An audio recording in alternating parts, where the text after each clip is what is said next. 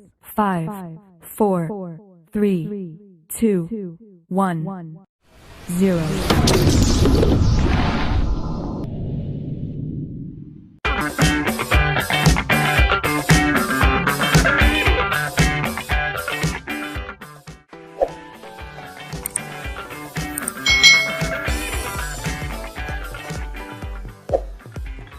Halo adik-adik semuanya, selamat datang di channel YouTube Kak Citra. Hari ini kita akan belajar bersama-sama lagi dengan Kak Citra untuk mata pelajaran tematik di kelas 2 sekolah dasar. Kita sudah berada di subtema 3 pembelajaran yang ke-6. Tentunya kita belajar di tema 1 tentang hidup rukun. Kita langsung saja ya ke materinya. Kelas Udin mendapat giliran menjadi petugas upacara. Siswa yang tidak menjadi petugas akan menyanyikan lagu wajib nasional. Ini adalah gambar ketika kelas Udin mengadakan musyawarah untuk memilih lagu wajib nasional yang akan dinyanyikan pada waktu upacara. Para siswa bermusyawarah menentukan lagu dan petugas upacara. Hal itu sesuai dengan pengamalan sila keempat Pancasila. Pembagian petugas dilakukan secara adil. Hal itu sesuai dengan pengamalan sila kelima Pancasila. Nah, kalian pasti ingat simbol dari sila keempat dan sila kelima Pancasila. Sila keempat itu simbol atau lambangnya adalah kepala banteng. Untuk sila kelima simbol atau lambangnya adalah padi dan kapas. Nah, di sini para siswa tadi sedang bermusyawarah. Bermusyawarah itu sesuai dengan sila keempat Pancasila. Dalam musyawarah tadi juga dilakukan pembagian petugas upacara. Pembagian petugas upacara dilakukan dengan adil. Itu sesuai dengan sila kelima Pancasila. Kita akan ingat kembali tentang sila-sila yang ada pada Pancasila. Adik-adik harus ingat bahwa panca itu artinya 5. Sila artinya aturan dan Pancasila artinya 5 aturan. Setiap sila memiliki lambang atau simbol. Sila pertama dilambangkan dengan bintang, sila kedua dengan rantai, sila ketiga dengan pohon beringin, sila keempat kepala banteng, dan sila kelima adalah padi dan kapas. Penerapan sila keempat di sekolah. Ini adalah contoh penerapan sila keempat di sekolah. Yang pertama, menghormati pendapat orang lain. Nah, ketika bermusyawarah, jika ada teman kita memberikan pendapat, kita harus menghormatinya. Bermusyawarah saat berdiskusi, saat mengerjakan tugas kelompok. Nah, itu adalah penerapan sila keempat juga adik-adik. Tidak memaksakan kehendak kepada teman. Saat bermusyawarah, kita tidak boleh memaksakan kehendak atau pendapat kita kepada orang lain. Kak, boleh enggak kita berbeda pendapat? Sangat boleh adik-adik. Dalam musyawarah tentunya boleh jika berbeda pendapat. Tapi diingat, jika pendapat kita tidak diterima, maka kita tidak boleh marah. Contoh penerapan sila keempat di sekolah yang berikutnya adalah bermusyawarah, menentukan regu piket, ketua kelas, dan lain sebagainya. Penerapan sila kelima di sekolah. Ini adalah contoh dari penerapan sila kelima yang bisa kalian lakukan di sekolah. Yang pertama, melaksanakan hak dan kewajiban di sekolah dengan baik. Jadi misalnya kewajibanmu belajar ya harus kalian lakukan. Kalian juga bisa menerima hak untuk diajar guru kalian di sekolah. Jadi itu merupakan penerapan sila kelima Pancasila. Bergotong royong melaksanakan kerja bakti. Di sekolah kalian tentu pernah mengadakan kerja bakti. Itu juga menerapkan sila kelima Pancasila. Dan pembagian tugas dalam kerja bakti itu secara adil juga menerapkan sila kelima. Tidak mencontek saat ulangan, ini juga merupakan penerapan sila kelima Pancasila di sekolah. Tuliskan contoh pengamalan sila keempat dan kelima di bawah gambar. Nah, sekarang kita lihat ada gambar yang pertama. Ini menerapkan sila keempat atau sila kelima. Di sini anak-anaknya sedang kerja bakti, sedang bergotong royong. Tentunya menerapkan sila kelima. Nah, di sini Kak Citra membuat ceritanya. Perhatikan ya ceritanya. Udin dan teman-temannya melakukan kerja bakti di sekolah. Mereka membersihkan lingkungan sekolah bersama-sama.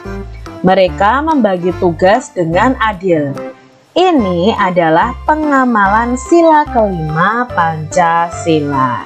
Jadi ini menerapkan sila kelima. Gambar berikutnya. Di sini kelihatan mereka sedang berdiskusi, sedang bermusyawarah menentukan jadwal piket. Berarti menerapkan sila keempat Pancasila. Kalian bisa buat ceritanya. Kelas Lani sedang bermusyawarah menentukan jadwal piket kelas. Mereka saling menyatakan pendapat sehingga menghasilkan kesepakatan. Ini adalah pengamalan sila keempat Pancasila. Bu guru meminta siswa menuliskan lagu anak yang disukai. Bu guru membagikan kertas untuk menulis kepada semua siswa dengan adil. Mula-mula ada 275 lembar kertas. Kertas dibagikan pada siswa sebanyak 39 lembar.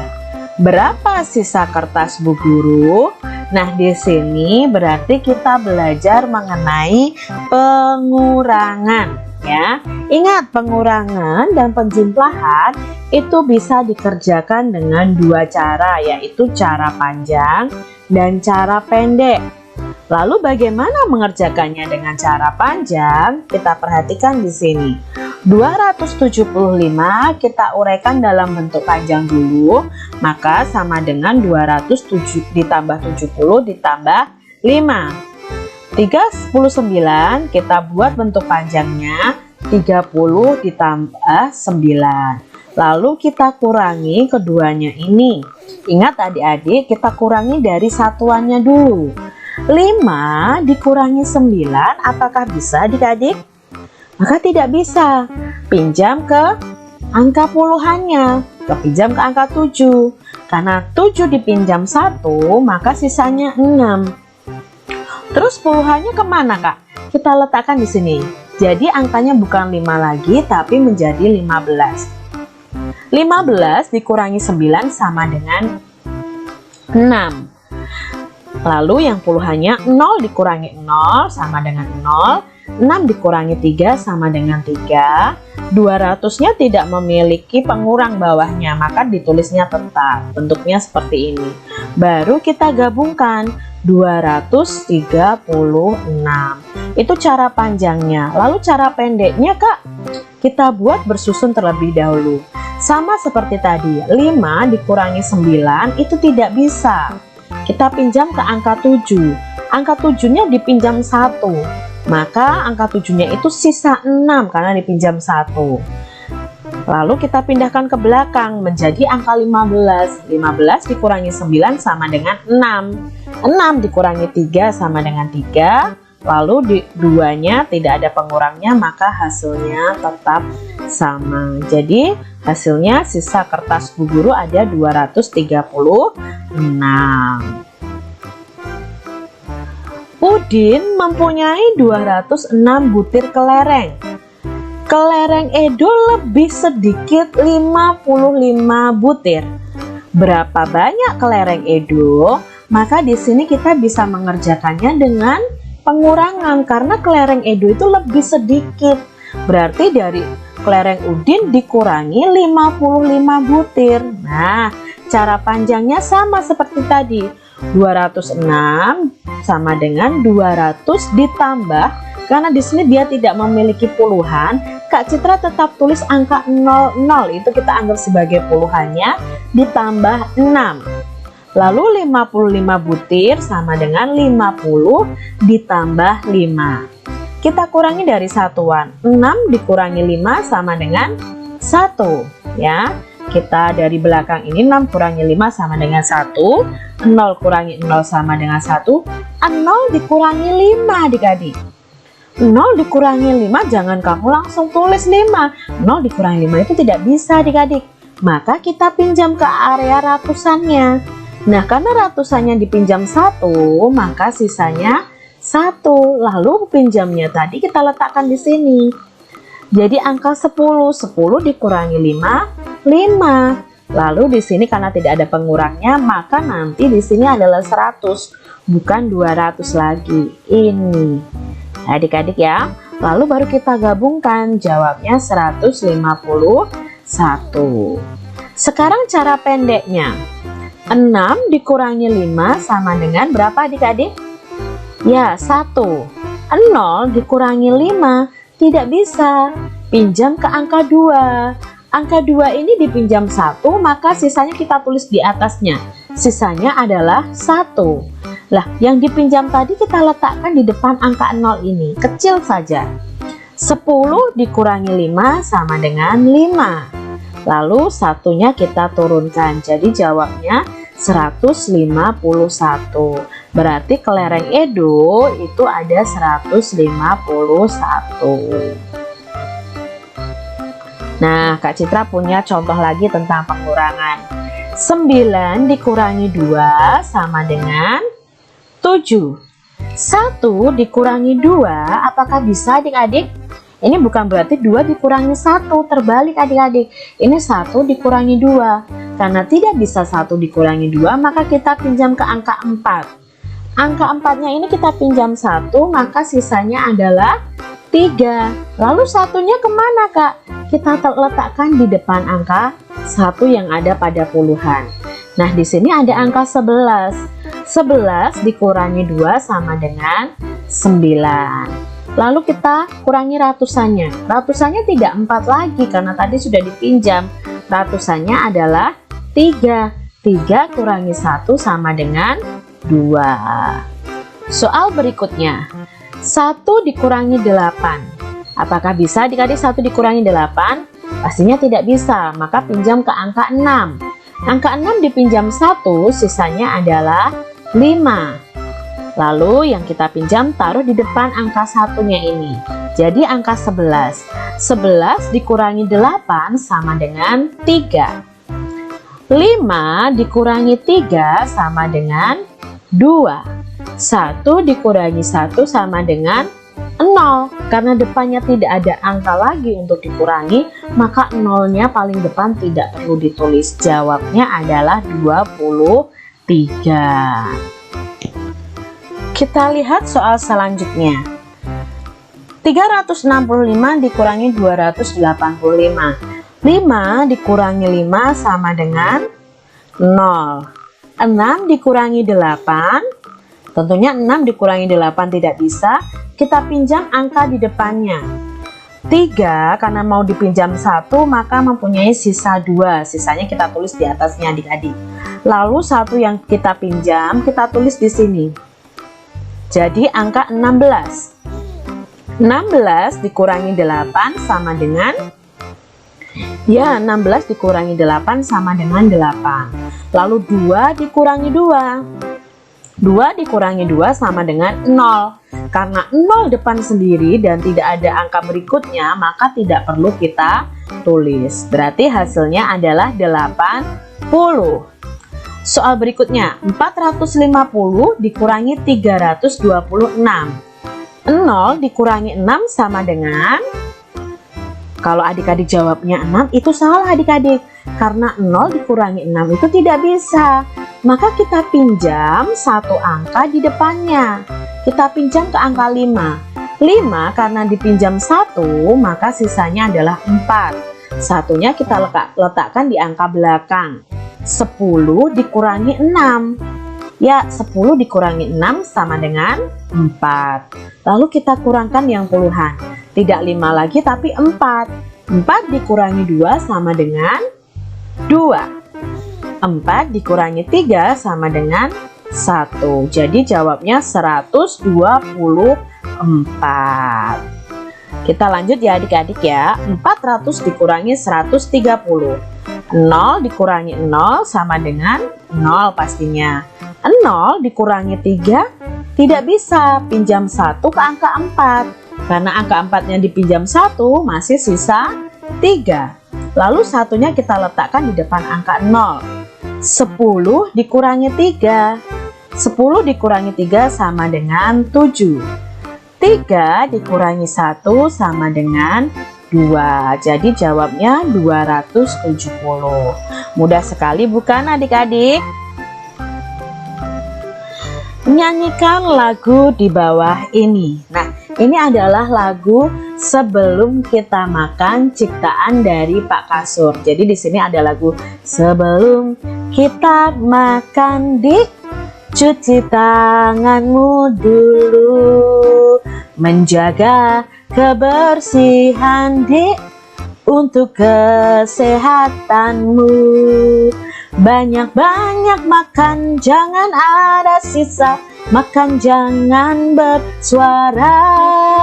Banyak-banyak makan, jangan ada sisa. Ayo makan bersama. Itu adalah lagu Sebelum Kita Makan ciptaan Pak Kasur. Nanti untuk lagunya sendiri ada juga di channel YouTube Kak Citra. Kalian bisa cari lagu Sebelum Kita Makan.